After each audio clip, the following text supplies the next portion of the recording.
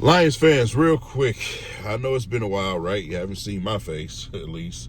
It's been for a good reason. I got a lot going on with the Detroit Pistons in the playoffs right now, plus my wife, she's pregnant, man, 9 months pregnant. So instead of doing hypothetical videos and 1,000 mock drafts about nothing, because it's Brad Holmes we're talking about, right? You don't have a smidget of information to go off of in this regime simply because of how they operate. So I know it's fun and all, and you guys, you love to see it, but you got plenty of content creators out there now.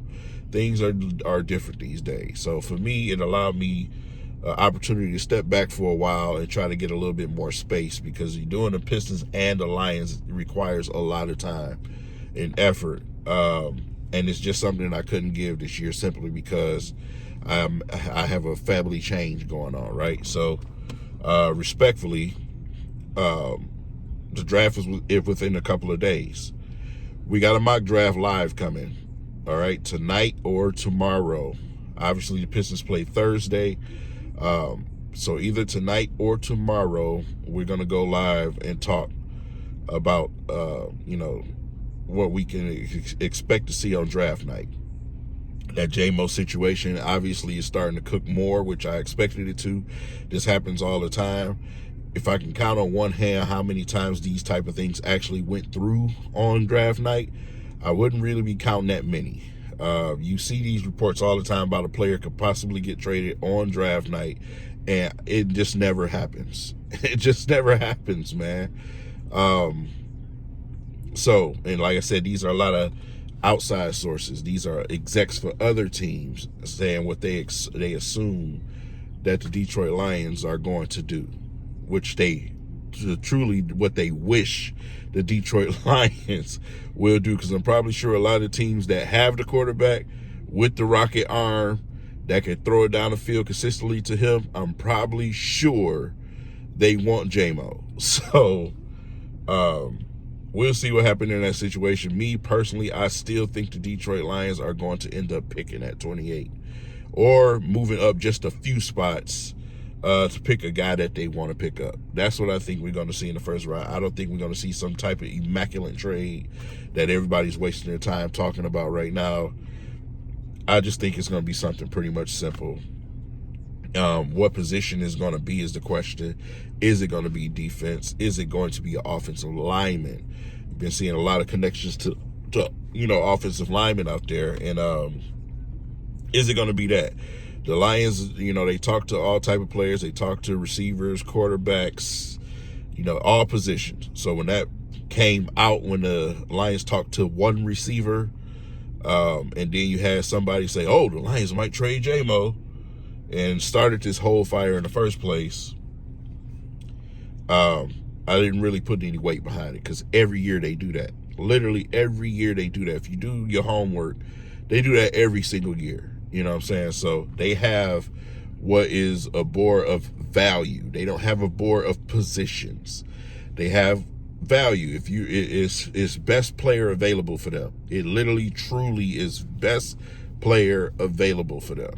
So that's what their board looks like. They have players that they want to add to this team, and the player that you may like as a fan may not be on that board. We've seen evidence of that with the Jalen Carter situation, right? A lot of us wanted Jalen Carter. He was never on their board. So that's the Detroit Lions. They're cocky, some cocky sons of bitches, but just let them be that. You know what I'm saying? They've been winning games and getting to the playoffs, but at some point you got to go from just a perennial playoff team to starting to actually compete for Super Bowls. You got to get over the hump. You know what I'm saying? And if you want to get over the hump, you have to evolve and say, hey, we got to get some better pass rush up front. We know that, but obviously Brad Holmes is not looking at it that way. So it's going to be interesting to see who he picks. That's what makes the mock draft even more interesting, because what we see, us being consumers of football for so many years, what we see, the Lions don't see it that way. You know what I'm saying? They got this team to do what a team should do. You know what I'm saying? I give the Lions credit for finally winning playoff games or getting to the playoff or winning a playoff game or two that the previous year before last. But, you know, at some point, that got to stop being the expectation. You know what I'm saying? That has to stop. You have to stop harkening on that so much. You know, well, they got us here and they got us there. You can't take how bad this franchise was for so many years and keep using that as a crutch. Listen, sensible football teams watched what happened in those in that Super Bowl last year. I can promise you there's going to be a lot of edge rushers going off the board. You keep seeing guys like Shamar Stewart's name being tossed around. Me personally, I think somebody's going to be smart enough to take him, you know, before we get a chance to get our hands on him. You know, so that's if the Lions even got him on their board. So there's so many questions, man, and so many ways you can twist this thing.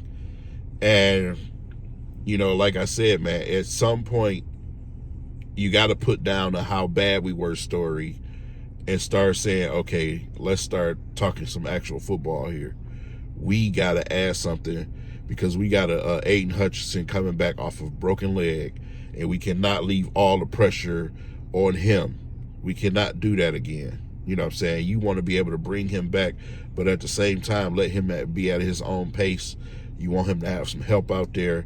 I know you guys seen on social media with just Darius Smith and, you know, his girlfriend Cash Dow, where she was saying, hey, you should stay in Detroit. And he pretty much said, are you going to help pay half of the salary? Because the Detroit Lions obviously ain't trying to pay nobody nothing. They got some guys they want to pay, which we could see coming within these next couple of days, because that's something that we've done before.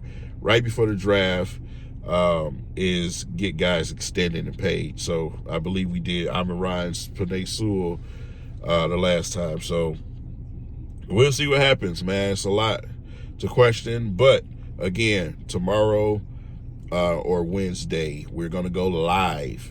And if you guys want to see somebody come on the show, you know, drop the names in the comment. I'll reach out and see if I can make that happen for you. But we're going to talk some mock draft and just look over some of the stories. And I'm going to try to show you guys some of the things that I find to discredit some of the stuff, the reports that everybody reports on. You know, some people just do things for clicks. That's not what I do. Y'all know I don't do that type of stuff. So I'm not on here just trying to make content for you to click. This is something that I truly do just love my team, and I just love talking Lions. And that's what I'm going to continue to do. So to each his own. I'll see you guys tomorrow. Again, leave it in the comments. What do you think the Detroit Lions are going to do with the first pick? Are they going to trade up a few spots? Are they going to make the selection? In what position? Leave it in the comment section. And I'll see you guys within the next day or two.